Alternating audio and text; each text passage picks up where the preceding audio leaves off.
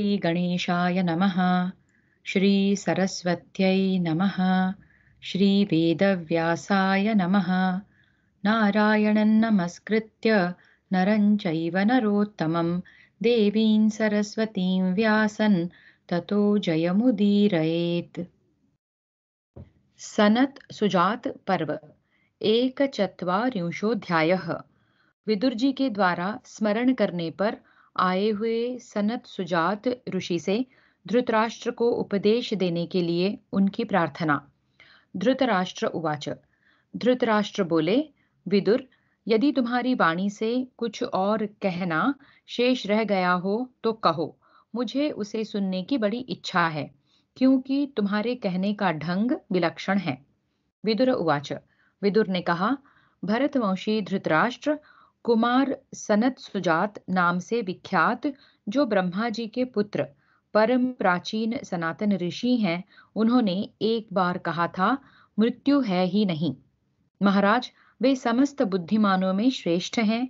वे ही आपके हृदय में स्थित व्यक्त और अव्यक्त सभी प्रकार के प्रश्नों का उत्तर देंगे। धृतराष्ट्र उवाच। धृतराष्ट्र ने कहा, विदुर, क्या तुम उस तत्व को नहीं जानते जिसे अब पुनः सनातन ऋषि मुझे बतावेंगे? यदि तुम्हारी बुद्धि कुछ भी काम देती हो तो तुम ही मुझे उपदेश करो। विदुर उवाच। विदुर बोले, राजन, मेरा जन्म शूद्रा स्त्री के गर्भ से हुआ है, अतः मेरा अधिकार न होने से इसके अतिरिक्त और कोई उपदेश देने का मैं साहस नहीं कर सकता, क्योंकि कुमार सनत सुजात की बुद्धि सनातन है, मैं उसे जानता हूँ। ब्राह्मण योनि में जिसका जन्म हुआ है, वह यदि गोपनीय तत्व का प्रतिपादन कर दे तो देवताओं की निंदा का पात्र नहीं बनता। इसी कारण मैं आपको ऐसा कह रहा हूँ। धृतराष्ट्र उवाच। धृतराष्ट्र ने कहा, विदुर, उन परम प्राचीन सनातन ऋषि का पता मुझे बताओ। भला इसी देह से यहाँ ही उनका समागम कैसे हो सकता है? वैशंपायन उवाच।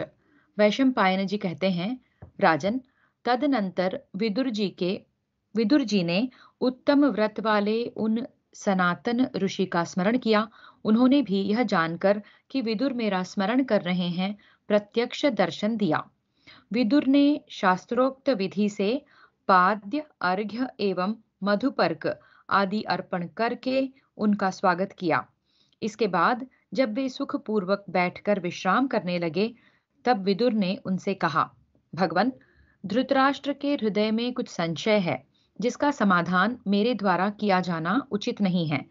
आप ही इस विषय का निरूपण करने योग्य हैं, जिसे सुनकर ये नरेश सब दुखों से पार हो जाएं और लाभ हानि, प्रिय अप्रिय, जरा मृत्यु, भय अमर्ष, भूख प्यास, मद ऐश्वर्य, चिंता आलस्य, काम क्रोध तथा अवनति उन्नति, ये इन्हें कष्ट न पहुंचा सकें। इस प्रकार श्री महाभारत उद्योग पर्व के अंतर्गत सनत सुजात पर्व में विदुर जी के द्वारा सनत सुजात की प्रार्थना विषयक 41वां अध्याय पूरा हुआ। द्विचत्वारिंशोऽध्यायः। सनत सुजात जी के द्वारा धृतराष्ट्र के विविध प्रश्नों का उत्तर। वैशंपायन उवाच। वैशंपायन जी कहते हैं, जन्मेजय, तदनंतर बुद्धिमान एवं महामना राजा धृतराष्ट्र ने विदुर के कहे हुए उस वचन का भली भांति आदर करके उत्कृष्ट ज्ञान की इच्छा से एकांत में सनत सुजात मुनि से प्रश्न किया। धृतराष्ट्र उवाच। धृतराष्ट्र बोले, सनत सुजात जी, मैं यह सुना करता हूँ कि मृत्यु है ही नहीं, ऐसा आपका सिद्धांत है। साथ ही यह भी सुना है कि देवता और असुरों ने मृत्यु से बचने के लिए ब्रह्मचर्य का पालन किया था। इन दोनों में कौन सी बात यथार्थ है? सनत सुजात उवाच। सनत सुजात कहते हैं, राजन, इस विषय में दो पक्ष हैं। मृत्यु है और वह ब्रह्मचर्य पालन रूप कर्म से दूर होती है, यह एक पक्ष है, और मृत्यु है ही नहीं, यह दूसरा पक्ष है। परंतु यह बात जैसी है वह वह मैं तुम्हें बताता हूँ, सुनो, और मेरे कथन में संदेह न करना। क्षत्रिय, इस प्रश्न के उक्त दोनों ही पहलुओं को सत्य समझो। कुछ विद्वानों ने मोहवश इस मृत्यु की सत्ता स्वीकार की है, किंतु मेरा कहना तो यह है कि प्रमाद ही मृत्यु है और अप्रमाद ही अमृत है। प्रमाद के ही कारण असुरगण आसुरी संपत्ति वाले मृत्यु से पराजित हुए और अप्रमाद से ही देवगण यानी कि दैवी संपत्ति वाले ब्रह्म स्वरूप हुए। यह निश्चय है कि मृत्यु व्याघ्र के समान प्राणियों का भक्षण नहीं करती, क्योंकि उसका कोई रूप देखने में नहीं आता। कुछ लोग इस प्रमाद से भिन्न यम को मृत्यु कहते हैं और हृदय से दृढ़तापूर्वक पालन किए हुए ब्रह्मचर्य को ही अमृत मानते हैं। यमदेव पितृलोक में राज्य शासन करते हैं। वे पुण्यात्माओं के लिए मंगलमय और पापियों के लिए अमंगल हैं।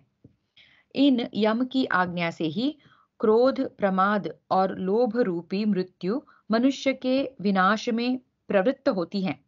अहंकार के वशीभूत होकर विपरीत मार्ग पर चलता हुआ कोई भी मनुष्य परमात्मा का साक्षात्कार नहीं कर पाता।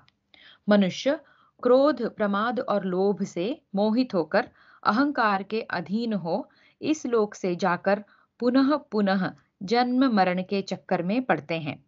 मरने के बाद उनके मन, इंद्रिय और प्राण भी साथ जाते हैं।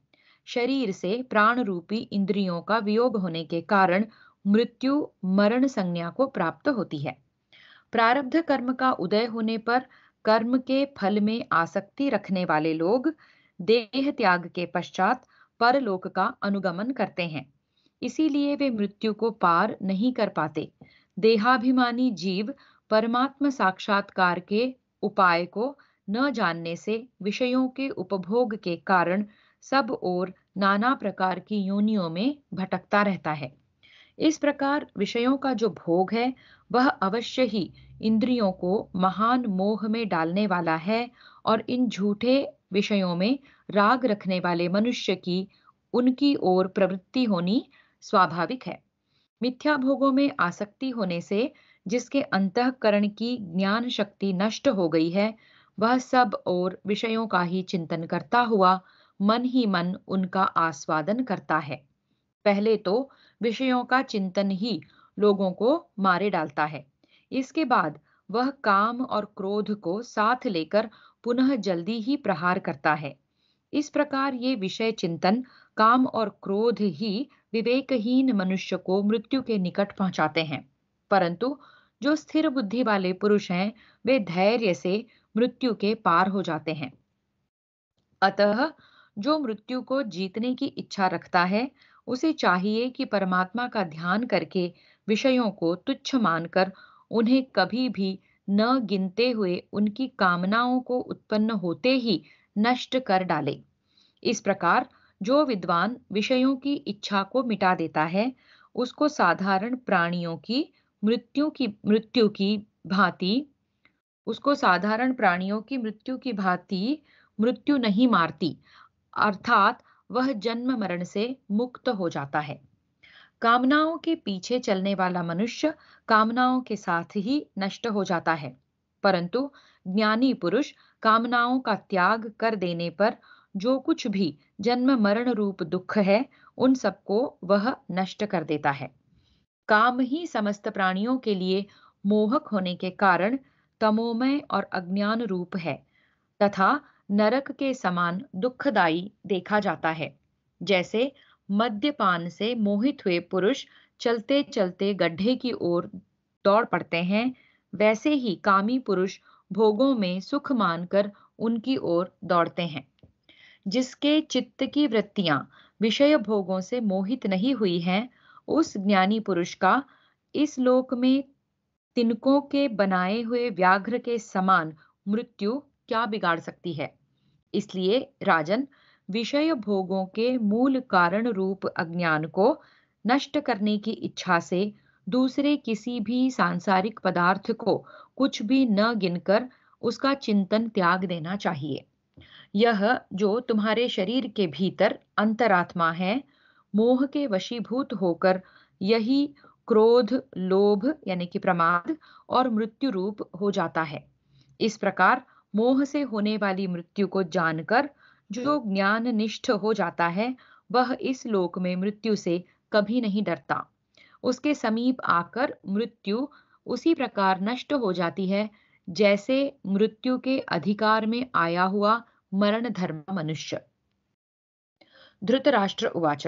धृतराष्ट्र बोले, द्विजातियों के लिए यज्ञों द्वारा जिन पवित्र जिन पवित्रतम सनातन एवं श्रेष्ठ लोकों की प्राप्ति बताई गई है, यहाँ वेद उन्हीं को परम पुरुषार्थ कहते हैं। इस बात को जानने वाला विद्वान उत्तम कर्मों का आश्रय क्यों न ले? सनत सुजात उवाच। सनत सुजात ने कहा, राजन, अज्ञानी पुरुष इस प्रकार भिन्न भिन्न लोकों में गमन करता है तथा वेद कर्म के बहुत से प्रयोजन भी बताते हैं, परंतु जो निष्काम पुरुष है, वह ज्ञान मार्ग के द्वारा अन्य सभी मार्गों का बाध करके परमात्मा स्वरूप होता हुआ ही परमात्मा को प्राप्त होता है। धृतराष्ट्र उवाच। धृतराष्ट्र बोले, विद्वन, यदि वह परमात्मा ही क्रमशः इस संपूर्ण जगत के रूप में प्रकट होता है, तो उस अजन्मा और पुरातन पुरुष पर कौन शासन करता है? अथवा उसे इस रूप में आने की क्या आवश्यकता है और क्या सुख मिलता है? यह सब मुझे ठीक ठीक बताइए। सनत सुजात उवाच। सनत सुजात ने कहा, तुम्हारे इस प्रश्न के अनुसार जीव और ब्रह्म का विशेष भेद प्राप्त होता है, जिसे स्वीकार कर लेने पर वेद विरोध रूप महान दोष की प्राप्ति होती है। अतएव अनादि माया के संबंध से जीवों का काम सुख आदि से संबंध होता रहता है। ऐसा होने पर भी जीव की महत्ता नष्ट नहीं होती, क्योंकि माया के संबंध से जीव के देहादि पुनः उत्पन्न होते रहते हैं। क्योंकि माया के संबंध से जीव के देहादि पुनः उत्पन्न होते रहते हैं। जो नित्य स्वरूप भगवान हैं, वे ही परब्रह्म माया के सहयोग से इस विश्व ब्रह्मांड की सृष्टि करते हैं। वह माया उन्हीं परब्रह्म की शक्ति है। महात्मा पुरुष इसे मानते हैं। इस प्रकार के अर्थ के प्रतिपादन में वेद भी प्रमाण हैं। धृतराष्ट्र उवाच। धृतराष्ट्र बोले, इस जगत में कुछ लोग ऐसे हैं जो धर्म का आचरण नहीं करते तथा कुछ लोग उसका आचरण करते हैं। अतः धर्म पाप के द्वारा नष्ट होता है या धर्म ही पाप को नष्ट कर देता है? सनत सुजात उवाच। सनत सुजात ने कहा, राजन, धर्म और पाप दोनों के पृथक पृथक फल होते हैं और उन दोनों का भी उपभोग करना पड़ता है, किंतु परमात्मा में स्थित होने पर विद्वान पुरुष उस परमात्मा के ज्ञान के द्वारा अपने पूर्वकृत पाप और पुण्य दोनों का नाश कर देता है। यह बात सदा प्रसिद्ध है। यदि ऐसी स्थिति नहीं हुई तो देहाभिमानी मनुष्य कभी पुण्य फल को प्राप्त करता है और कभी क्रमशः प्राप्त हुए पूर्वोपार्जित पाप के फल का अनुभव करता है। इस प्रकार पुण्य और पाप के जो स्वर्ग नरक रूप दो अस्थिर फल हैं, उनका उपभोग करके वह इस जगत में जन्म ले पुनः तदनुसार कर्मों में लग जाता है। किंतु कर्मों के तत्व को जानने वाला पुरुष निष्काम धर्म रूप कर्म के द्वारा अपने पूर्व पाप का यहाँ ही नाश कर देता है। इस प्रकार धर्म ही अत्यंत बलवान है, इसलिए निष्काम भाव से धर्माचरण करने वालों को समयानुसार अवश्य सिद्धि प्राप्त होती है। धृतराष्ट्र उवाच। धृतराष्ट्र बोले, विद्वन, पुण्य कर्म करने वाले द्विजातियों को अपने अपने धर्म के फलस्वरूप जिन सनातन लोकों की प्राप्ति बताई गई है, उनका क्रम बतलाइए तथा उनसे भिन्न जो अन्यान्य लोक हैं, उनका भी निरूपण कीजिए। अब मैं सकाम कर्म की बात नहीं जानना चाहता। सनत सुजात उवाच। सनत सुजात ने कहा, जैसे दो बलवान वीरों में अपना बल बढ़ाने के निमित्त एक दूसरे से स्पर्धा रहती है, उसी प्रकार जो निष्काम भाव से यम नियमादि के पालन में दूसरों से बढ़ने का प्रयास करते हैं, वे ब्राह्मण यहाँ से मरकर जाने के बाद ब्रह्मलोक में अपना प्रकाश फैलाते हैं। जिनकी धर्म के पालन में स्पर्धा है, उनके लिए यह ज्ञान का साधन है।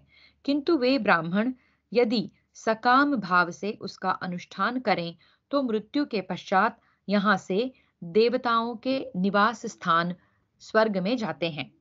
ब्राह्मण के सम्यक आचार की वेदवेत्ता पुरुष प्रशंसा करते हैं, किंतु जो धर्म पालन में बहिर्मुख हैं, उसे अधिक महत्व नहीं देना चाहिए।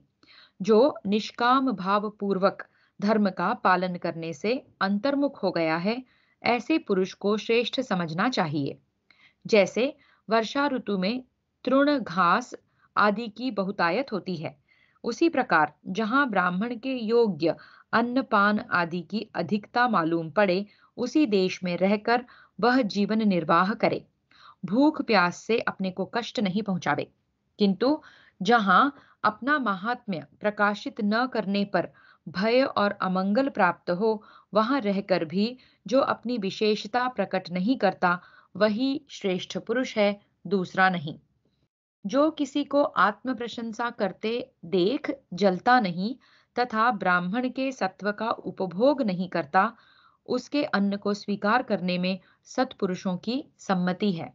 जैसे कुत्ता अपना वमन किया हुआ भी खा लेता है, उसी प्रकार जो अपने ब्राह्मणत्व के प्रभाव का प्रदर्शन करके जीविका चलाता है, वे ब्राह्मण वमन का भोजन करने वाले हैं और इससे उनकी सदा ही अवनति होती है। जो कुटुंबी जनों के बीच में रहकर भी अपनी साधना को उनसे सदा गुप्त रखने का प्रयास करता है, ऐसे ब्राह्मणों को ही विद्वान पुरुष ब्राह्मण मानते हैं। इस प्रकार जो भेद शून्य, चिन्ह रहित, अविचल, शुद्ध एवं सब प्रकार के द्वैत से रहित आत्मा है, उसके स्वरूप को जानने वाला कौन ब्रह्मवेत्ता पुरुष उसका हनन यानी कि अधः पतन करना चाहेगा। इसलिए उपर्युक्त रूप से जीवन बिताने वाला क्षत्रिय भी ब्रह्म के स्वरूप का अनुभव करता है तथा ब्रह्म को प्राप्त होता है। जो उक्त प्रकार से वर्तमान आत्मा को उसके विपरीत रूप से समझता है, आत्मा का अपहरण करने वाले उस चोर ने कौन सा पाप नहीं किया। जो कर्तव्य पालन में कभी थकता नहीं, दान नहीं लेता, सत्पुरुषों में सम्मानित और उपद्रव रहित है तथा शिष्ट होकर भी शिष्टता का विज्ञापन नहीं करता, वही ब्राह्मण ब्रह्मवेत्ता एवं विद्वान है। जो लौकिक धन की दृष्टि से निर्धन होकर भी दैवी संपत्ति तथा यज्ञ उपासना आदि से संपन्न हैं, वे दुर्धर्ष हैं और किसी भी विषय से चलायमान नहीं होते। उन्हें ब्रह्म की साक्षात मूर्ति समझना चाहिए। यदि कोई इस लोक में अभीष्ट सिद्ध करने वाले संपूर्ण देवताओं को जान ले, तो भी वह ब्रह्मवेत्ता तो भी वे ब्रह्मवेत्ता के समान नहीं होता, क्योंकि वह तो अभीष्ट फल की सिद्धि के लिए ही प्रयत्न कर रहा है। जो दूसरों से सम्मान पाकर भी अभिमान न करे और सम्माननीय पुरुष को देखकर जले नहीं तथा प्रयत्न न करने पर भी विद्वान लोग जिसे आदर दें, वही वास्तव में सम्मानित है। जगत में जब विद्वान पुरुष आदर दें, तब सम्मानित व्यक्ति को ऐसा मानना चाहिए कि आंखों को खोलने मीचने के समान अच्छे लोगों की यह स्वाभाविक वृत्ति है जो आदर देते हैं। किंतु इस संसार में जो अधर्म में निपुण, छल कपट में चतुर और माननीय पुरुषों का अपमान करने वाले मूढ़ मनुष्य हैं, वे आदरणीय व्यक्तियों का भी आदर नहीं करते। यह निश्चित है कि मान और मौन सदा एक साथ नहीं रहते, क्योंकि मान से इस लोक में सुख मिलता है और मौन से परलोक में। ज्ञानी जन इस बात को जानते हैं। राजन, लोक में ऐश्वर्य रूपा लक्ष्मी सुख का घर मानी गई है, पर वह भी कल्याण मार्ग में लुटेरों की भांति विघ्न डालने वाली है। किंतु ब्रह्म ज्ञानमयी लक्ष्मी प्रज्ञाहीन मनुष्य के लिए सर्वथा दुर्लभ है। संत पुरुष यहाँ उस ब्रह्म ज्ञानमयी लक्ष्मी की प्राप्ति के अनेकों द्वार बतलाते हैं, जो कि मोह को जगाने वाले नहीं हैं तथा जिनको कठिनता से धारण किया जाता है। उनके नाम हैं सत्य, सरलता, लज्जा, दम, शौच और विद्या। इस प्रकार श्री महाभारत उद्योग पर्व के अंतर्गत सनत सुजात पर्व में 42वां अध्याय पूरा हुआ। त्रिचत्वारिंशोऽध्यायः ब्रह्मज्ञान में उपयोगी मौन, तप, त्याग, अप्रमाद एवं दम आदि के लक्षण तथा मदादि दोषों का निरूपण। धृतराष्ट्र उवाच। धृतराष्ट्र बोले, विद्वन, यह मौन किसका नाम है? वाणी का संयम और परमात्मा का स्वरूप, इन दोनों में से कौन सा मौन है? यहाँ मौन भाव का वर्णन कीजिए। क्या विद्वान पुरुष मौन के द्वारा मौन रूप परमात्मा को प्राप्त होता है? मुने, संसार में लोग मौन का आचरण किस प्रकार करते हैं? सनत सुजात उवाच। सनत सुजात ने कहा, राजन, जहाँ मन के सहित वाणी रूप वेद नहीं पहुंच पाते, उस परमात्मा का ही नाम मौन है, इसलिए वही मौन स्वरूप है। वैदिक तथा लौकिक शब्दों का जहाँ से प्रादुर्भाव हुआ है, वे परमेश्वर तन्मयता पूर्वक ध्यान करने से प्रकाश में आते हैं। धृतराष्ट्र उवाच। धृतराष्ट्र बोले, विद्वन, जो ऋग्वेद, यजुर्वेद और सामवेद को जानता है तथा पाप करता है, वह उस पाप से लिप्त होता है या नहीं? सनत सुजात उवाच। सनत सुजात ने कहा, राजन, मैं तुमसे असत्य नहीं कहता। ऋक, साम अथवा यजुर्वेद कोई भी पाप करने वाले अज्ञानी की उसके पाप कर्म से रक्षा नहीं करते। जो कपट पूर्वक धर्म का आचरण करता है, उस मिथ्याचारी का वेद पापों से उद्धार नहीं करते। जैसे पंख निकल आने पर पक्षी अपना घोंसला छोड़ देते हैं, उसी प्रकार अंत काल में वेद भी उसका परित्याग कर देते हैं। धृतराष्ट्र उवाच।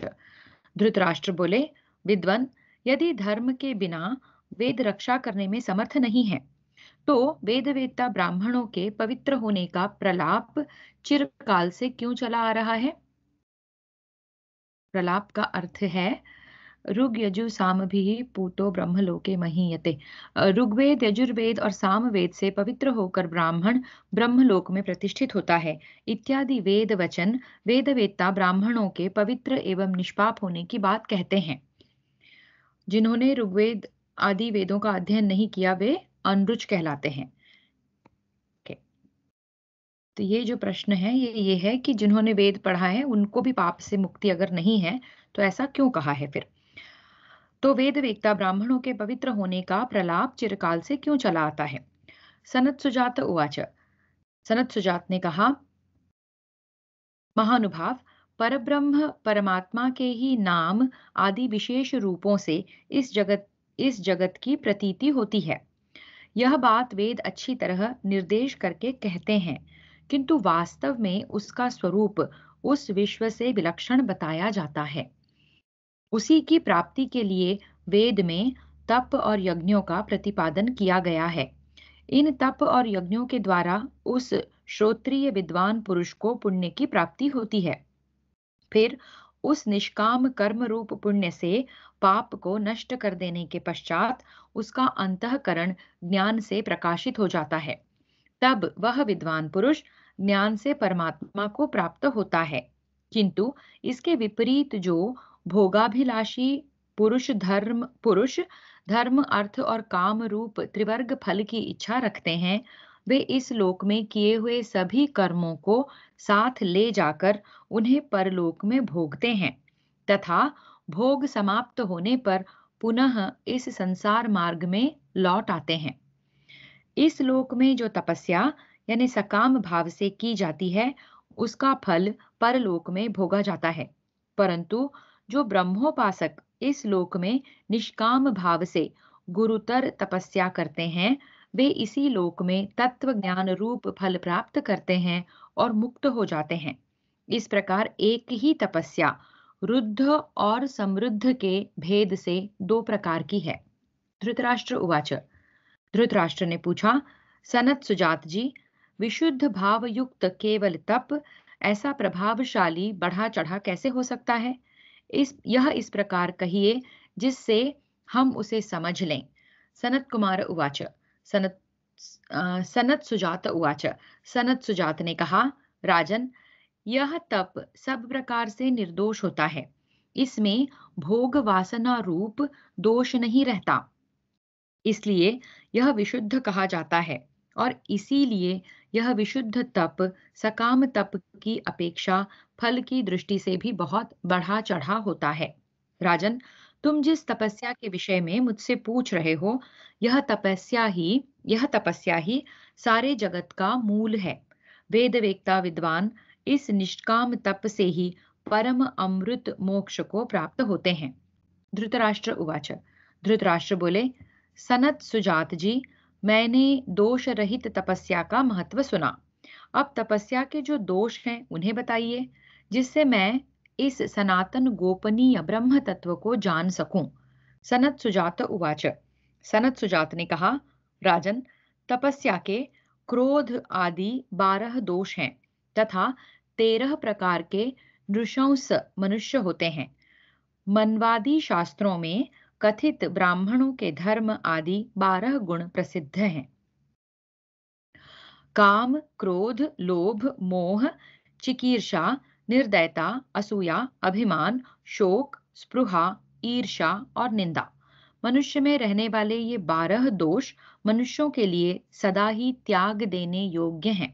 मनुष्यों में रहने वाले ये 12 दोष मनुष्यों के लिए सदा ही त्याग देने योग्य हैं।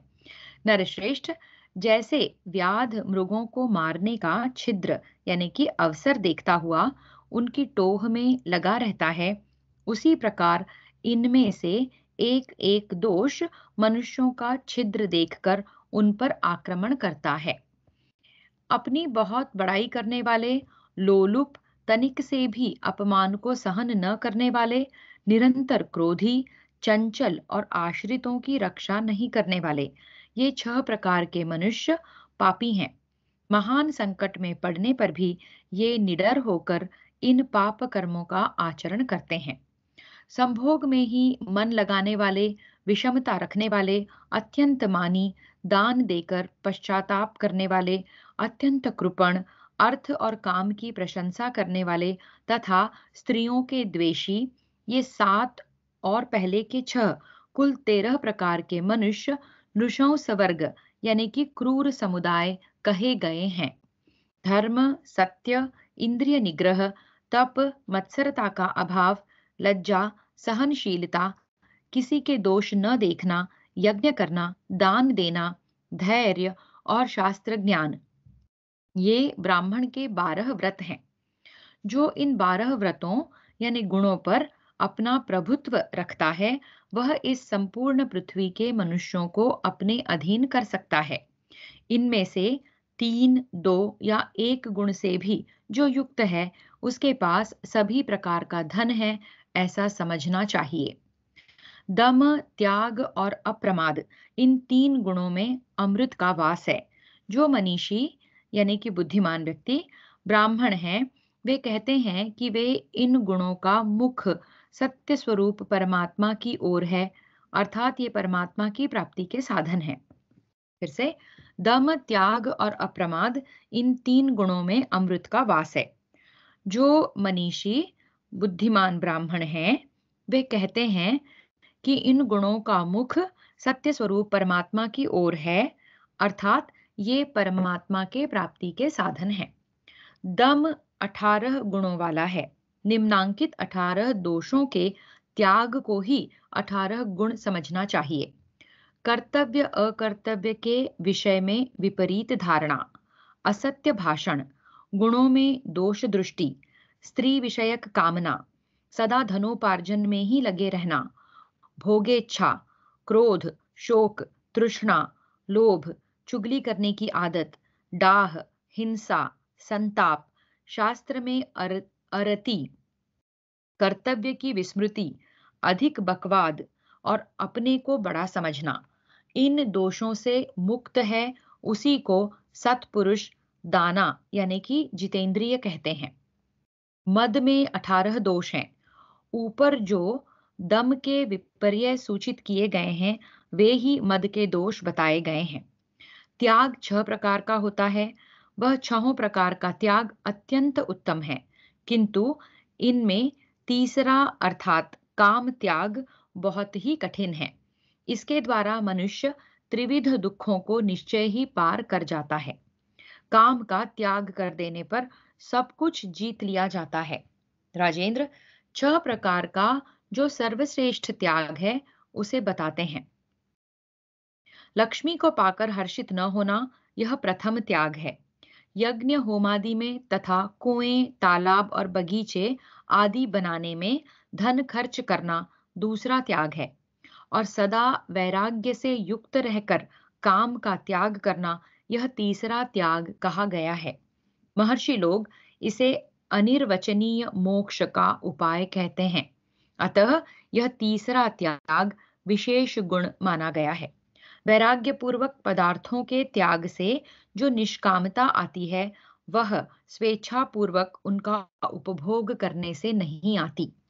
अधिक धन संपत्ति से अधिक धन संपत्ति के संग्रह से निष्कामता नहीं सिद्ध होती, तथा कामना पूर्ति के लिए उसका उपभोग करने से भी काम का त्याग नहीं होता। जो पुरुष सब गुणों से युक्त और धनवान हो, यदि उसके किए हुए कर्म सिद्ध न हो, तो उनके लिए दुख एवं ग्लानि न करे। कोई अप्रिय घटना हो जाए तो कभी व्यथा को न प्राप्त हो, यह चौथा त्याग है। अपने अभीष्ट पदार्थ, स्त्री पुत्रादि की कभी याचना न करें, यह पांचवा त्याग है। सुयोग्य याचक के आ जाने पर उसे दान करें, यह छठा त्याग है। इन सब से कल्याण होता है। इन त्यागमय गुणों से मनुष्य अप्रमादी होता है। उस अप्रमाद के भी 8 गुण माने गए हैं। सत्य, ध्यान, आध्यात्म विषयक विचार, समाधान, वैराग्य, चोरी न करना, ब्रह्मचर्य और अपरिग्रह।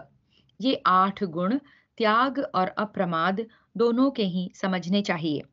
इसी प्रकार जो मद के 18 दोष पहले बताए गए हैं, उनका सर्वथा त्याग करना चाहिए। प्रमाद के 8 दोष हैं, उन्हें भी त्याग कर देना चाहिए। भारत 5 इंद्रियां और छठा मन, इनकी अपने अपने विषयों में जो भोग बुद्धि से प्रवृत्ति होती है, 6 तो ये ही प्रमाद विषयक दोष हैं। और भूतकाल की चिंता तथा भविष्य की आशा, 2 दोष ये हैं। इन 8 दोषों से मुक्त पुरुष सुखी होता है। राजेंद्र, तुम सत्य स्वरूप हो जाओ। सत्य में ही संपूर्ण लोक प्रतिष्ठित हैं। वे दम, त्याग और अप्रमाद आदि गुण भी सत्य स्वरूप परमात्मा की प्राप्ति कराने वाले हैं। सत्य में ही अमृत की प्रतिष्ठा है। दोषों को निवृत्त करके ही यहाँ तप और व्रत का आचरण करना चाहिए। यह विधाता का बनाया हुआ नियम है। सत्य ही श्रेष्ठ पुरुषों का व्रत है। मनुष्य को उपर्युक्त दोषों से रहित और गुणों से युक्त होना चाहिए। ऐसे पुरुष का ही विशुद्ध तप अत्यंत समृद्ध होता है। राजन, तुमने जो मुझसे पूछा है, वह मैंने संक्षेप से बता दिया। यह तप जन्म, मृत्यु और वृद्धावस्था के कष्ट को दूर करने वाला, पापहारी तथा परम पवित्र है। धृतराष्ट्र उवाच। धृतराष्ट्र ने कहा, मुने, इतिहास पुराण जिनमें 5वां है, उन संपूर्ण वेदों के द्वारा कुछ लोगों का विशेष रूप से नाम लिया जाता है, अर्थात वे पंचवेदी कहलाते हैं। दूसरे लोग चतुर्वेदी और त्रिवेदी कहे जाते हैं। इसी प्रकार कुछ लोग द्विवेदी, एक वेदी अर्थात अनरुच कहलाते हैं। इनमें से कौन से ऐसे हैं जिन्हें मैं निश्चित रूप से ब्राह्मण समझूं? जिन्होंने ऋग्वेद आदि वेदों का अध्ययन नहीं किया, वे अनरुच कहलाते हैं। सनत सुजात उवाच। सनत सुजात ने कहा, राजन, सृष्टि के आदि में वेद एक ही थे, परंतु न समझने के कारण एक ही वेद के बहुत से विभाग कर दिए गए हैं। उस सत्य स्वरूप एक वेद के सार तत्व परमात्मा में परमात्मा में तो कोई बिरला ही स्थित होता है। इस प्रकार वेद के तत्व को न जानकर भी कुछ लोग मैं विद्वान हूं ऐसा मानने लगते हैं। फिर उनकी दान, अध्ययन और यज्ञादि कर्मों में सांसारिक सुख की प्राप्ति रूप फल के लोभ से प्रवृत्ति होती है। वास्तव में जो सत्य स्वरूप परमात्मा से च्युत हो गए हैं, उन्हीं का वैसा संकल्प होता है। फिर सत्य रूप वेद के प्रामाण्य का निश्चय करके ही उनके द्वारा यज्ञों का विस्तार अनुष्ठान किया जाता है। किसी का यज्ञ मन से, किसी का वाणी से तथा किसी का क्रिया के द्वारा संपादित होता है। सत्य संकल्प पुरुष संकल्प के अनुसार ही लोकों को प्राप्त होता है। किंतु जब तक संकल्प सिद्ध न हो, तब तक दीक्षित व्रत का आचरण अर्थात यज्ञादि कर्म करते रहना चाहिए। यह दीक्षित नाम दक्षी व्रतादेशे इस धातु से बना है। सत्पुरुषों के सत्य स्वरूप परमात्मा ही सबसे बढ़कर हैं, क्योंकि परमात्मा के ज्ञान का फल प्रत्यक्ष है और तप का फल परोक्ष है। इसलिए ज्ञान का ही आश्रय लेना चाहिए। बहुत पढ़ने वाले ब्राह्मणों को केवल बहुपाठी यानी कि बहुज्ञ समझना चाहिए। इसलिए महाराज, केवल बातें बनाने से ही किसी को ब्राह्मण न मान लेना। जो सत्य स्वरूप परमात्मा से कभी पृथक नहीं होता, उसी को तुम ब्राह्मण समझो। राजन, अथर्वा मुनि एवं महर्षि समुदाय ने पूर्व काल में जिनका गान किया है, वे ही छंद वेद हैं। किंतु संपूर्ण वेद पढ़ लेने पर भी जो वेदों के द्वारा जानने योग्य परमात्मा के तत्व को नहीं जानते, वे वास्तव में वेद के विद्वान नहीं हैं। नरश्रेष्ठ, छंद यानी कि वेद उस परमात्मा में स्वच्छंद संबंध से स्थित स्वतः प्रमाण हैं। इसलिए उनका अध्ययन करके ही वेदवेत्ता आर्यजन वेद्य रूप परमात्मा के तत्व को प्राप्त हुए हैं। राजन, वास्तव में वेद के तत्व को जानने वाला कोई नहीं है, अथवा यूं समझो कि कोई बिरला ही उनका रहस्य जान पाता है। जो केवल वेद के वाक्यों को जानते हैं, वह वेदों के द्वारा जानने योग्य परमात्मा को नहीं जानता। किंतु जो सत्य में स्थित है, वह वेद्य परमात्मा को जानता है। जानने वालों में से कोई भी वेदों को अर्थात उनके रहस्य को जानने वाला नहीं है, क्योंकि जानने में आने वाले मन, बुद्धि आदि के द्वारा न तो कोई वेद के रहस्य को जान पाता है और न जानने योग्य परमात्मा तत्व को ही। जो मनुष्य केवल कर्म विधायक वेद को जानता है, वह तो बुद्धि द्वारा जानने में आने वाले पदार्थों को ही जानता है। किंतु जो बुद्धि द्वारा जानने योग्य पदार्थों को जानता है, वह सकामी पुरुष वास्तविक तत्व परब्रह्म तत्व को नहीं जानता।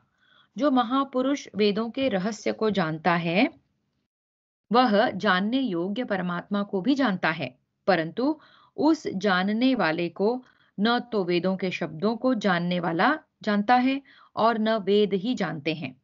तथापि वेद के रहस्य को जानने वाले जो ब्रह्मवेत्ता महापुरुष हैं, वे उस वेद के द्वारा ही वेद के रहस्य को जान लेते हैं। अर्थात वेदों का कथन इतना गुप्त है कि केवल शब्द ज्ञान से उसका रहस्य एवं उसमें वर्णित परमात्म तत्व समझ में नहीं आता। अंतःकरण शुद्ध होने पर सद्गुरु या प्रभु की कृपा से ही साधक उसे समझ पाता है। द्वितीया के चंद्रमा की सूक्ष्म कला को बताने के लिए जैसे वृक्ष की शाखा की ओर संकेत किया जाता है, उसी प्रकार उस सत्य स्वरूप परमात्मा का ज्ञान कराने के लिए ही वेदों का भी उपयोग किया जाता है, ऐसा विद्वान पुरुष मानते हैं। मैं तो उसी को ब्राह्मण समझता हूँ जो परमात्मा के तत्व को जानने वाला और वेदों की यथार्थ व्याख्या करने वाला हो, जिसके अपने संदेह मिट गए हों और जो दूसरों के भी संपूर्ण संशयों को मिटा सके। उस आत्मा की खोज करने के लिए पूर्व, दक्षिण, पश्चिम या उत्तर की ओर जाने की आवश्यकता नहीं है। फिर आग्नेय आदि कोणों की तो बात ही क्या है। इसी प्रकार द्विग विभाग से रहित प्रदेश में भी उसे नहीं ढूंढना चाहिए। आत्मा का अनुसंधान अनात्म पदार्थों में तो किसी तरह करे ही नहीं, वेद के वाक्यों में भी न ढूंढकर केवल तप के द्वारा उस प्रभु का साक्षात्कार करे। वागादि इंद्रियों की सब प्रकार की चेष्टा से रहित होकर परमात्मा की उपासना करे, मन से भी कोई चेष्टा न करे। राजन, तुम भी अपने हृदयाकाश में स्थित इस उस विख्यात परमेश्वर की बुद्धिपूर्वक उपासना करो।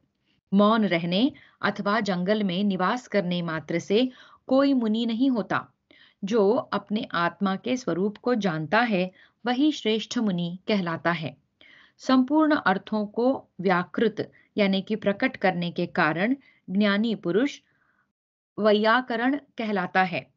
यह समस्त अर्थों का प्रकटीकरण मूलभूत ब्रह्म से ही होता है, अतः वही मुख्य वैयाकरण है। विद्वान पुरुष भी इसी प्रकार अर्थों को व्याकृत यानी कि व्यक्त करता है, इसलिए वह भी वैयाकरण है। जो योगी संपूर्ण लोकों को प्रत्यक्ष देख लेता है वह मनुष्य उन सब लोकों का दृष्टा कहलाता है। परंतु जो एकमात्र सत्य स्वरूप ब्रह्म में ही स्थित है वही ब्रह्मवेत्ता ब्राह्मण सर्वज्ञ होता है। राजन, पूर्वोक्त धर्म आदि में स्थित होने से तथा वेदों का क्रम से विधिवत अध्ययन करने से भी मनुष्य इसी प्रकार परमात्मा का साक्षात्कार करता है। यह बात अपनी बुद्धि द्वारा निश्चय करके मैं तुम्हें बता रहा हूं। इस प्रकार श्री महाभारत उद्योग पर्व के अंतर्गत सनत सुजात पर्व में सनत सुजात वाक्य विषयक 43वां अध्याय पूरा हुआ। चतुश्चत्वारिंशोऽध्यायः ब्रह्मचर्य तथा ब्रह्मा का निरूपण। धृतराष्ट्र उवाच। धृतराष्ट्र ने कहा, सनत सुजात जी, आप जिस सर्वोत्तम और सर्वरूपा ब्रह्म संबंधिनी विद्या का उपदेश कर रहे हैं, कामी पुरुषों के लिए वह अत्यंत दुर्लभ है।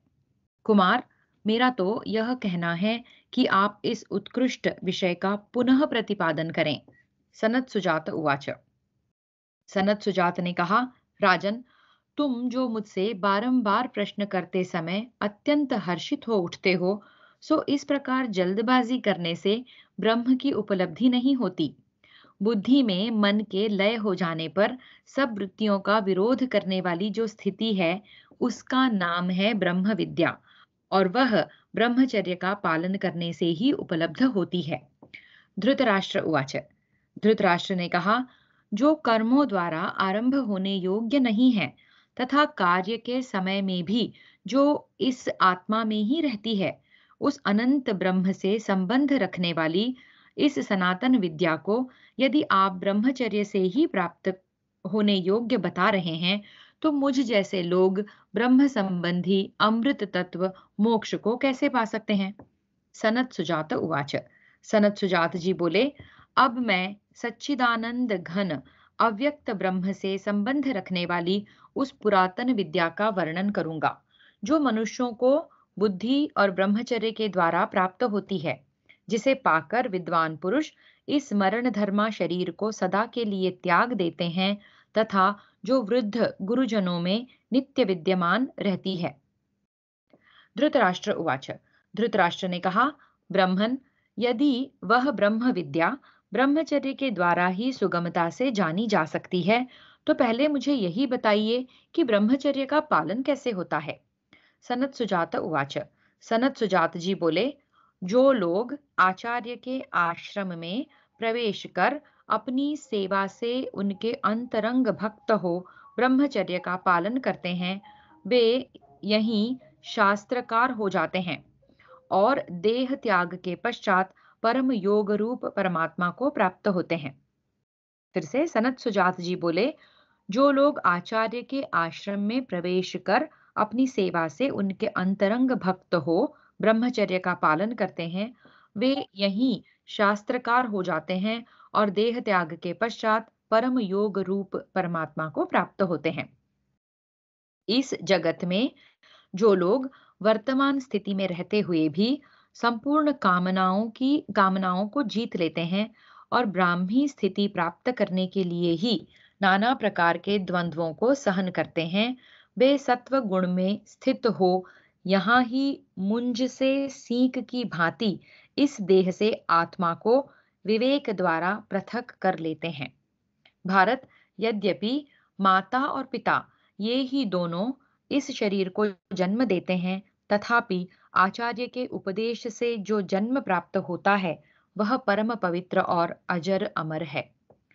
जो परमार्थ तत्व के उपदेश से सत्य को प्रकट करके अमरत्व प्रदान करते हुए ब्राह्मण आदि वर्णों की रक्षा करते हैं, उन आचार्य को पिता माता ही समझना चाहिए तथा उनके किए हुए उपकार का स्मरण करके कभी उनसे द्रोह नहीं करना चाहिए। ब्रह्मचारी शिष्य को चाहिए कि वह नित्य गुरु को प्रणाम करें, बाहर भीतर से पवित्र हो, प्रमाद छोड़कर स्वाध्याय में मन लगावे, अभिमान न करे, मन में क्रोध को स्थान न दे। यह ब्रह्मचर्य का पहला चरण है। जो शिष्य की वृत्ति के क्रम से ही जीवन निर्वाह करता हुआ पवित्र हो विद्या प्राप्त करता है, उसका यह नियम भी ब्रह्मचर्य व्रत का पहला ही पाद कहलाता है। अपने प्राण और धन लगाकर भी मन, वाणी तथा कर्म से आचार्य का प्रिय करें, यह दूसरा पाद कहलाता है। गुरु के प्रति शिष्य का जैसा श्रद्धा और सम्मान पूर्ण बर्ताव हो, वैसा ही गुरु की पत्नी और पुत्र के साथ भी होना चाहिए। यह भी ब्रह्मचर्य का द्वितीय पाद ही कहलाता है। आचार्य ने जो अपना उपकार किया उसे ध्यान में रखकर तथा उससे जो प्रयोजन सिद्ध हुआ उसका भी विचार करके मन ही मन प्रसन्न होकर शिष्य आचार्य के प्रति जो ऐसा भाव रखता है कि इन्होंने मुझे बड़ी उन्नत अवस्था में पहुंचा दिया, यह ब्रह्मचर्य का तीसरा पाद है। आचार्य के उपकार का बदला चुकाए बिना अर्थात गुरु दक्षिणा आदि के द्वारा उन्हें संतुष्ट किए बिना विद्वान शिष्य वहां से अन्यत्र न जाए। दक्षिणा देकर या गुरु की सेवा करके कभी मन में ऐसा विचार न लावे कि मैं गुरु का उपकार कर रहा हूं, तथा मुंह से भी कभी ऐसी बात न निकाले। यह ब्रह्मचर्य का चौथा पाद है। सनातनी विद्या के कुछ अंश को तथा उसके मर्म को तो मनुष्य समय के योग से प्राप्त करता है, कुछ अंश को गुरु के संबंध से तथा कुछ अंश को अपने उत्साह के संबंध से और कुछ अंश को परस्पर शास्त्र के विचार से प्राप्त करता है। पूर्वोक्त धर्मादि 12 गुण जिसके स्वरूप हैं तथा और भी जो धर्म के अंग एवं सामर्थ्य हैं, वे भी जिसके स्वरूप हैं, वह ब्रह्मचर्य आचार्य के संबंध से प्राप्त वेदार्थ के ज्ञान से सफल होता है, ऐसा कहा जाता है। इस तरह ब्रह्मचर्य पालन में प्रवृत्त हुए ब्रह्मचारी को चाहिए कि जो कुछ भी धन यानी जीवन निर्वाह योग्य वस्तुएं भिक्षा में प्राप्त हों, उसे आचार्य को अर्पण कर दें। ऐसा करने से वह शिष्य सत्पुरुषों के अनेक गुणों से युक्त आचार को प्राप्त होता है। गुरुपुत्र के प्रति भी उसकी यही भावना रहनी चाहिए। ऐसी वृत्ति से गुरु गृह में रहने वाले शिष्य की इस संसार में सब प्रकार से उन्नति होती है। वह गृहस्थाश्रम में प्रवेश करके बहुत से पुत्र और प्रतिष्ठा प्राप्त करता है। संपूर्ण दिशा विदिशाएं उसके लिए सुख की वर्षा करती हैं तथा उसके निकट बहुत से दूसरे लोग ब्रह्मचर्य पालन के लिए निवास करते हैं। इस ब्रह्मचर्य के पालन से ही देवताओं ने देवत्व प्राप्त किया और महान सौभाग्यशाली मनीषी ऋषियों ने ब्रह्मलोक को प्राप्त किया। इसी के प्रभाव से गंधर्वों और अप्सराओं को दिव्य रूप प्राप्त हुआ। इस ब्रह्मचर्य के ही प्रताप से सूर्यदेव समस्त लोकों को प्रकाशित करने में समर्थ होते हैं। रस भेद रूप चिंतामणि से याचना करने वालों को जैसे उनके अभीष्ट अर्थ की प्राप्ति होती है, उसी प्रकार ब्रह्मचर्य भी मनोवांछित वस्तु प्रदान करने वाला है।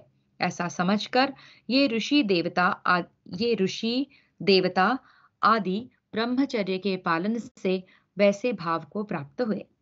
राजन, जो इस ब्रह्मचर्य का आश्रय लेता है वह ब्रह्मचारी यम नियमादि तप का आचरण करता हुआ अपने संपूर्ण शरीर को भी पवित्र बना लेता है तथा इससे विद्वान पुरुष निश्चय ही अबोध बालक की भांति राग द्वेष से शून्य हो जाता है और अंत समय में वह मृत्यु को भी जीत लेता है।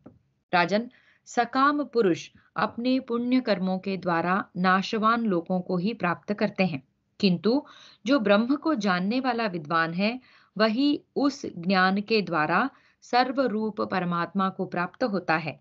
मोक्ष के लिए ज्ञान के सिवा दूसरा कोई मार्ग नहीं है। धृतराष्ट्र उवाच। धृतराष्ट्र बोले, विद्वान पुरुष यहाँ सत्य स्वरूप परमात्मा के जिस अमृत एवं अविनाशी परम पद का साक्षात्कार करते हैं उसका रूप कैसा है? क्या वह सफेद सा, लाल सा, काजल सा काला या सुवर्ण जैसे पीले रंग का प्रतीत होता है? सनत सुजात उवाच। सनत सुजात ने कहा, यद्यपि श्वेत, लाल, काले, लोहे के सदृश अथवा सूर्य के समान प्रकाशमान अनेकों प्रकार के रूप प्रतीत होते हैं, तथापि ब्रह्म का वास्तविक रूप न पृथ्वी में है न आकाश में। समुद्र का जल भी उस रूप को नहीं धारण करता। उस ब्रह्म का वह रूप न तो तारों में है, न बिजली के आश्रित है और न बादलों में ही दिखाई देता है। इसी प्रकार वायु, देवगण, चंद्रमा और सूर्य में भी वह नहीं देखा जाता। राजन, ऋग्वेद की रचनाओं में राजन ऋग्वेद की ऋचाओं में, यजुर्वेद के मंत्रों में, अथर्ववेद के सूक्तों में तथा विशुद्ध सामवेद में भी वह नहीं दृष्टिगोचर होता। रथंतर और बारहद्रथ नामक साम में तथा महान व्रत में भी उसका दर्शन नहीं होता, क्योंकि वह ब्रह्म नित्य है। ब्रह्म के उस स्वरूप का कोई पार नहीं पा सकता। वह अज्ञान रूप अंधकार से सर्वथा अतीत है। महाप्रलय में सबका अंत करने वाला काल भी उसी में लीन हो जाता है। वह रूप अस्तुरे की धार के समान अत्यंत सूक्ष्म और पर्वतों से भी महान है, अर्थात वह सूक्ष्म से भी सूक्ष्मतर और महान से भी महान है। वही सबका आधार है, वही अमृत है, वही लोक, वही यश तथा वही ब्रह्म है। संपूर्ण भूत उसी से प्रकट हुए और उसी में लीन होते हैं। विद्वान कहते हैं, कार्य रूप जगत वाणी का विकार मात्र है, किंतु जिसमें यह संपूर्ण जगत प्रतिष्ठित है वह ब्रह्म रोग, शोक और पाप से रहित है और उसका महान यश सर्वत्र फैला हुआ है। इस नित्य कारण स्वरूप ब्रह्म को जो जानते हैं वे अमर हो जाते हैं, अर्थात मुक्त हो जाते हैं। इस प्रकार श्री महाभारत उद्योग पर्व के अंतर्गत सनत सुजात पर्व में सनत सुजात वाक्य विषयक 44वां अध्याय पूरा हुआ। पंचचत्वारिंशोऽध्यायः गुण दोषों के लक्षणों का वर्णन और ब्रह्म विद्या का प्रतिपादन। सनत सुजात उवाच। सनत सुजात जी कहते हैं, राजन, शोक, क्रोध, लोभ, काम, मान, अत्यंत निद्रा, ईर्षा, मोह, तृष्णा, कायरता, गुणों में दोष देखना और निंदा करना, ये 12 महान दोष मनुष्यों के प्राण नाशक हैं। राजेंद्र, क्रमशः एक के पीछे दूसरा आकर ये सभी दोष मनुष्यों को प्राप्त हो जाते हैं, जिनके वश में होकर मूढ़ बुद्धि मानव पाप कर्म करने लगता है। लोलुप, क्रूर, कठोरभाषी, कृपण, मन ही मन क्रोध करने वाले और अधिक आत्म प्रशंसा करने वाले, ये 6 प्रकार के मनुष्य निश्चय ही क्रूर कर्म करने वाले होते हैं। ये प्राप्त हुई संपत्ति का उचित उपयोग नहीं करते। संभोग में मन लगाने वाले, विषमता रखने वाले, अत्यंत अभिमानी, दान देकर आत्मश्लाघा करने वाले, कृपण, असमर्थ होकर भी अपनी बहुत बड़ाई करने वाले और सामान्य पुरुषों से सदा द्वेष रखने वाले और सम्मान्य पुरुष से यानी सम्मान जिनको करना चाहिए वैसे पुरुषों से सदा द्वेष रखने वाले, ये 7 प्रकार के मनुष्य ही पापी और क्रूर कहे गए हैं। धर्म, सत्य, तप, इंद्रिय संयम, डाह न करना, लज्जा, सहनशीलता, किसी के दोष न देखना, दान, शास्त्र ज्ञान, धैर्य और क्षमा, ये ब्राह्मण के 12 महान व्रत हैं। जो इन 12 व्रतों से कभी च्युत नहीं होता, वह इस अपूर्ण पृथ्वी पर शास वह इस संपूर्ण पृथ्वी पर शासन कर सकता है। इनमें से 3, 2 या 1 गुण से भी जो युक्त है, उसका अपना कुछ भी नहीं होता, ऐसा समझना चाहिए। अर्थात उसकी किसी भी वस्तु में ममता नहीं होती। इंद्रिय निग्रह, त्याग और अप्रमाद, इनमें अमृत की स्थिति है। ब्रह्म ही जिनका प्रधान लक्ष्य है, वह बुद्धिमान ब्राह्मणों के यही मुख्य साधन है। उन बुद्धिमान ब्राह्मणों के ये ही मुख्य साधन है। सच्ची हो या झूठी, दूसरों की निंदा करना ब्राह्मण को शोभा नहीं देता। जो लोग दूसरों की निंदा करते हैं, वे अवश्य ही नरक में पड़ते हैं। मद के 18 दोष हैं, जो पहले सूचित करके भी स्पष्ट रूप से नहीं बताए गए थे। लोक विरोधी कार्य करना, शास्त्र के प्रतिकूल आचरण करना, गुणियों पर दोषारोपण, असत्य भाषण, काम, क्रोध, पराधीनता, दूसरों के दोष बताना, चुगली करना, धन का दुरुपयोग से नाश, कलह, डाह, प्राणियों को कष्ट पहुंचाना, ईर्ष्या, हर्ष, बहुत बकवाद, विवेक शून्यता तथा गुणों में दोष देखने का स्वभाव। इसलिए विद्वान पुरुष को मद के वशीभूत नहीं होना चाहिए, क्योंकि सत्पुरुषों ने इस मद को सदा के लिए निंदित बताया है। सौहार्द यानी कि मित्र के 6 गुण हैं, जो अवश्य ही जानने योग्य हैं। सुहृद का प्रिय होने पर हर्षित होना और अप्रिय होने पर कष्ट का अनुभव करना, ये 2 गुण हैं। तीसरा गुण यह है कि अपना जो कुछ चिर संचित धन है, उसे मित्र के मांगने पर दे डाले। मित्र के लिए अयाच्य वस्तु भी अवश्य देने योग्य हो जाती है, और तो क्या, सुहृद के मांगने पर वह शुद्ध भाव से अपने प्रिय पुत्र, वैभव तथा पत्नी को भी उसके हित के लिए निछावर कर देता है। मित्र को धन देकर उसके यहाँ प्रत्युपकार पाने की कामना से निवास न करे, यह चौथा गुण है। अपने परिश्रम से उपार्जित धन का उपभोग करे, मित्र की कमाई पर अवलंबित न रहे, यह 5वां गुण है। तथा मित्र की भलाई के लिए अपने भले की परवाह न करे, यह 6ठा गुण है। जो धनी गृहस्थ इस प्रकार गुणवान, त्यागी और सात्विक होता है, वह अपनी 5 इंद्रियों से 5 विषयों को हटा देता है।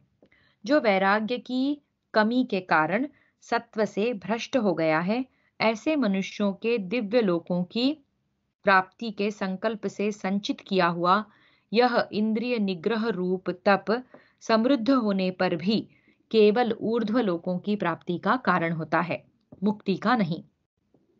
क्योंकि सत्य स्वरूप ब्रह्म का बोध न होने से ही इन सकाम यज्ञों की वृद्धि होती है। किसी का यज्ञ मन से, किसी का वाणी से और किसी का क्रिया के द्वारा संपन्न होता है। संकल्प सिद्ध अर्थात सकाम पुरुष से संकल्प रहित यानी निष्काम पुरुष की स्थिति ऊंची है, किंतु ब्रह्मवेत्ता की स्थिति उससे भी विशिष्ट है। इसके सिवा एक बात और बताता हूं, सुनो। यह महत्वपूर्ण शास्त्र परम यश रूप परमात्मा की प्राप्ति कराने वाला है। इसे शिष्यों को अवश्य पढ़ाना चाहिए। परमात्मा से भिन्न यह सारा दृश्य प्रपंच वाणी का विकार मात्र है, ऐसा विद्वान लोग कहते हैं। इस योग शास्त्र में यह परमात्मा विषयक संपूर्ण ज्ञान प्रतिष्ठित है। इसे जो जान लेते हैं, वे अमर हो जाते हैं, अर्थात जन्म मरण से मुक्त हो जाते हैं। राजन, निष्काम भाव के बिना किए हुए केवल पुण्य कर्म के द्वारा सत्य स्वरूप ब्रह्म को नहीं जीता जा सकता, अथवा जो हवन या यज्ञ किया जाता है, उससे भी अज्ञानी पुरुष अमरत्व मुक्ति को नहीं पा सकता तथा अंतकाल में उसे शांति भी नहीं मिलती। इसलिए सब प्रकार की चेष्टा से रहित होकर एकांत में उपासना करें, मन से भी कोई चेष्टा न होने दें तथा स्तुति में राग और निंदा में द्वेष न करें। राजन, उपर्युक्त साधन करने से मनुष्य यहाँ की यहाँ की यहाँ ही ब्रह्म का साक्षात्कार करके उसमें विलीन हो जाता है। विद्वान वेदों में क्रमशः विचार करके जो मैंने जाना है वही तुम्हें बता रहा हूं। इस प्रकार श्री महाभारत उद्योग पर्व के अंतर्गत सनत सुजात पर्व में सनत सुजात वाक्य विषयक 45वां अध्याय पूरा हुआ। षट्चत्वारिंशोऽध्यायः परमात्मा के स्वरूप का वर्णन और योगी जनों के द्वारा उनके साक्षात्कार का प्रतिपादन। सनत सुजात उवाच। सनत सुजात जी कहते हैं, राजन, जो शुद्ध ब्रह्म है वह महान ज्योतिर्मय, देदीप्यमान एवं विशाल यश रूप है। सब देवता उसी की उपासना करते हैं। उसी के प्रकाश से सूर्य प्रकाशित होते हैं। उस सनातन भगवान का योगी जन साक्षात्कार करते हैं। शुद्ध सच्चिदानंद परब्रह्म से हिरण्यगर्भ की उत्पत्ति होती है तथा उसी से वह वृद्धि को प्राप्त होता है।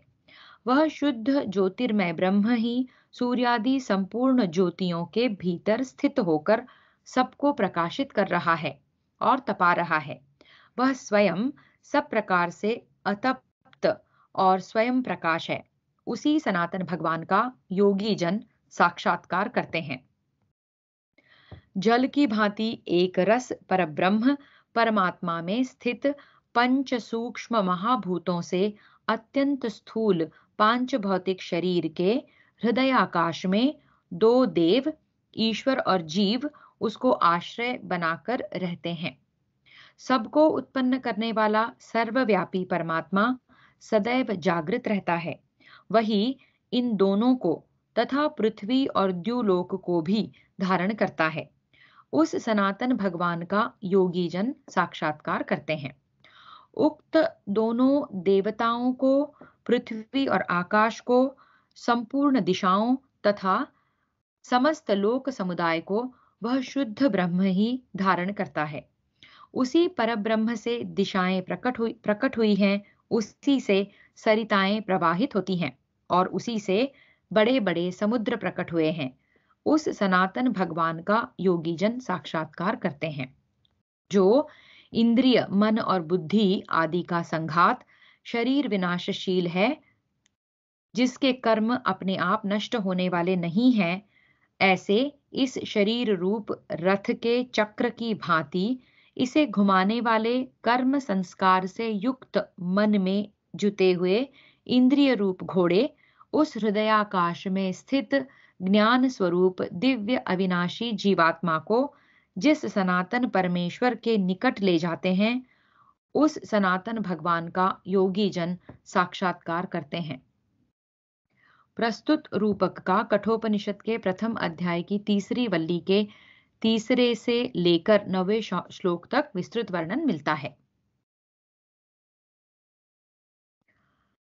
उस परमात्मा का स्वरूप किसी दूसरे की तुलना में नहीं आ सकता। उसे कोई चर्म चक्षुओं से नहीं देख सकता।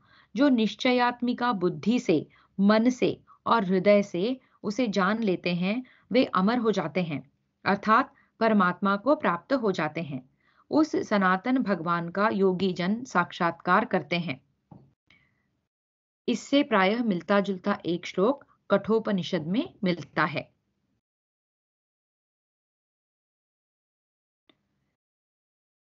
जो 10 इंद्रियां, मन और बुद्धि इन 12 के समुदाय से युक्त है तथा जो परमात्मा से सुरक्षित है, उस संसार रूप भयंकर नदी के विषय रूप मधुर जल को देखने और पीने वाले लोग उसी में गोता लगाते रहते हैं। इससे मुक्त करने वाले उस सनातन परमात्मा का योगी जन साक्षात्कार करते हैं।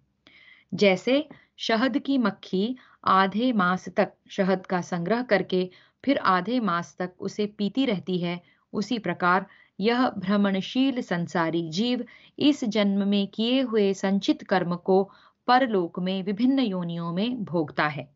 परमात्मा ने समस्त प्राणियों के लिए उनके कर्मानुसार कर्म फल भोग रूप हवि की, अर्थात समस्त भोग पदार्थों की व्यवस्था कर रखी है।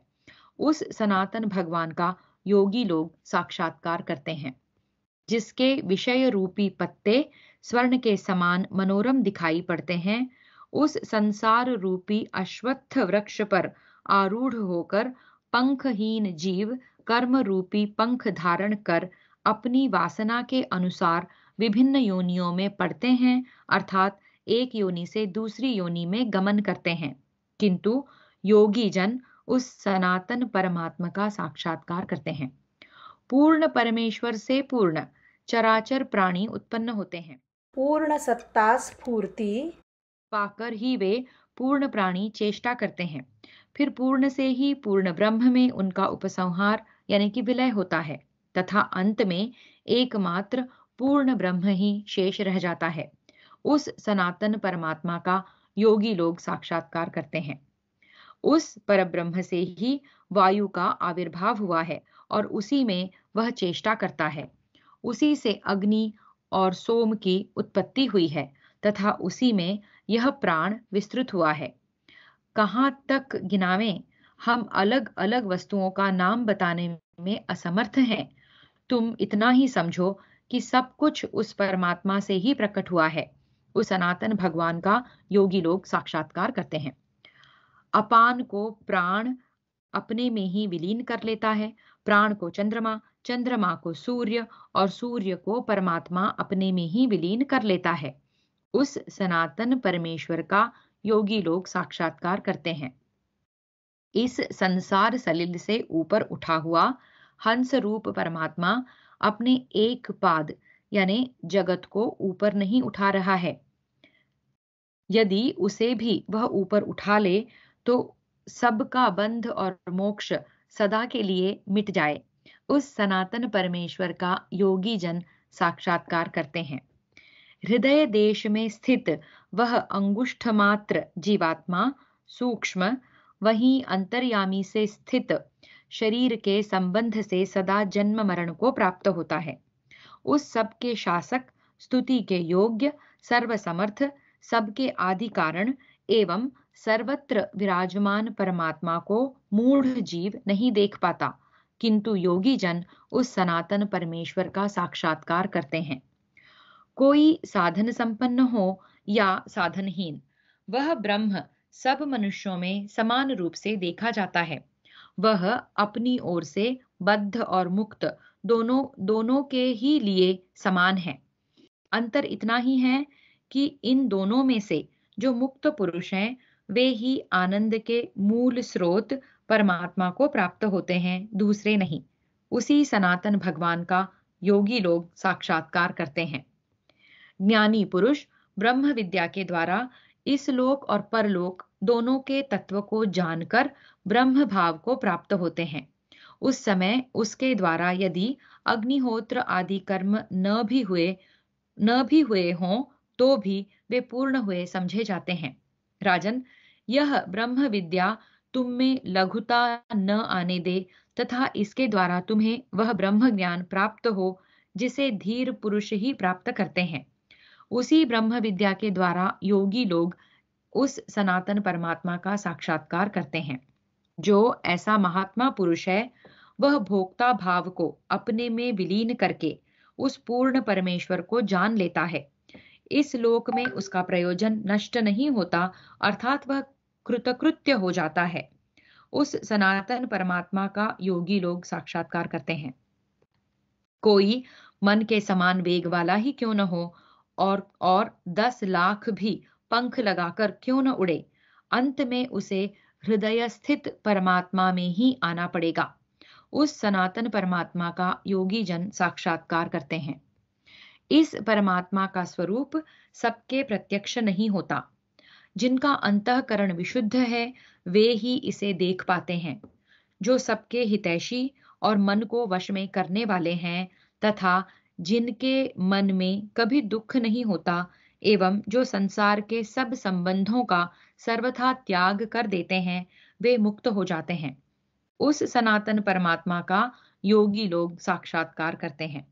जैसे सांप बिलों का आश्रय ले अपने को छिपाए रहते हैं, उसी प्रकार दंभी मनुष्य अपनी शिक्षा और व्यवहार की आड़ में अपने दोषों को छिपाए रखते हैं। जैसे ठग रास्ता चलने वालों को भय में डालने के लिए दूसरा रास्ता बतलाकर मोहित कर देते हैं। मूर्ख मनुष्य उन पर विश्वास करके अत्यंत मोह में पड़ जाते हैं। इसी प्रकार जो परमात्मा के मार्ग में चलने वाले हैं, उन्हें भी दंभी पुरुष भय में डालने के लिए मोहित करने की चेष्टा करते हैं, किंतु योगी जन भगवत कृपा से उनके फंदे में न आकर उस सनातन परमात्मा का ही साक्षात्कार करते हैं। राजन, मैं कभी किसी के असत्कार का पात्र नहीं होता। न मेरी मृत्यु होती है, न जन्म, फिर मोक्ष किसका और कैसे हो, क्योंकि मैं नित्य मुक्त ब्रह्म हूँ। सत्य और असत्य सब कुछ मुझ सनातन सम ब्रह्म में स्थित है। एकमात्र मैं ही सत और असत की उत्पत्ति का स्थान हूँ। मेरे स्वरूप भूत उस सनातन परमात्मा का योगी जन साक्षात्कार करते हैं। परमात्मा का न तो साधु कर्म से संबंध है और न असाधु कर्म से। यह विषमता तो देहाभिमानी मनुष्य में ही देखी जाती है। ब्रह्म का स्वरूप सर्वत्र समान ही समझना चाहिए। इस प्रकार ज्ञान योग से युक्त होकर आनंदमय ब्रह्म को ही पाने की इच्छा करनी चाहिए। उस सनातन परमात्मा का योगी लोग साक्षात्कार करते हैं। इस ब्रह्मवेत्ता पुरुष के हृदय को निंदा के वाक्य संतप्त नहीं करते। मैंने स्वाध्याय नहीं किया, अग्निहोत्र नहीं किया इत्यादि बातें भी उसके मन में तुच्छ भाव नहीं उत्पन्न करती। ब्रह्म विद्या शीघ्र ही उसे वह स्थिर बुद्धि प्रदान करती है जिसे धीर पुरुष ही प्राप्त करते हैं। उस सनातन परमात्मा का योगी जन साक्षात्कार करते हैं। इस प्रकार जो समस्त भूतों में परमात्मा को निरंतर देखता है, वह ऐसी दृष्टि प्राप्त होने के अनंतर अन्यान्य विषय भोगों में आसक्त मनुष्यों के लिए क्या शोक करे। जैसे सब ओर जल से परिपूर्ण बड़े जलाशय के प्राप्त होने पर जल के लिए अन्यत्र जाने की आवश्यकता नहीं होती, उसी प्रकार आत्मज्ञानी के लिए संपूर्ण वेदों में कुछ भी प्राप्त करने योग्य शेष नहीं रह जाता। यह अंगुष्ठ मात्र अंतर्यामी परमात्मा सबके हृदय के भीतर स्थित है, किंतु सबको दिखाई नहीं देता। वह अजन्मा चराचर स्वरूप और दिन रात सावधान रहने वाला है। जो उसे जान लेता है, वह ज्ञानी परमानंद में निमग्न हो जाता है। धृतराष्ट्र, मैं ही सबकी माता और पिता माना गया हूँ। मैं ही पुत्र हूँ, मैं ही सबका आत्मा भी मैं ही हूँ। मैं ही पुत्र हूँ और सबका आत्मा भी मैं ही हूँ। जो है वह भी और जो नहीं है वह भी मैं ही हूँ। भारत, मैं ही तुम्हारा बूढ़ा पितामह, पिता और पुत्र भी हूँ। तुम सब लोग मेरी ही आत्मा में स्थित हो, फिर भी वास्तव में न तुम हमारे हो न हम तुम्हारे हैं। आत्मा ही मेरा स्थान है और आत्मा ही मेरा जन्म यानी कि उद्गम है। मैं सब में ओतप्रोत और अपनी अजर नित्य नूतन महिमा में स्थित हूँ। मैं अजन्मा चराचर स्वरूप तथा दिन रात सावधान रहने वाला हूँ। मुझे जानकर ज्ञानी पुरुष परम परम प्रसन्न हो जाता है। परमात्मा सूक्ष्म से भी सूक्ष्म तथा विशुद्ध मन वाला है। वही सब भूतों में अंतर्यामी रूप से प्रकाशित है। संपूर्ण प्राणियों के हृदय कमल में स्थित उस परम पिता को ज्ञानी पुरुष ही जानते हैं। इस प्रकार श्री महाभारत उद्योग पर्व के अंतर्गत सनत सुजात पर्व में 46वां अध्याय पूरा हुआ। हरि ओम।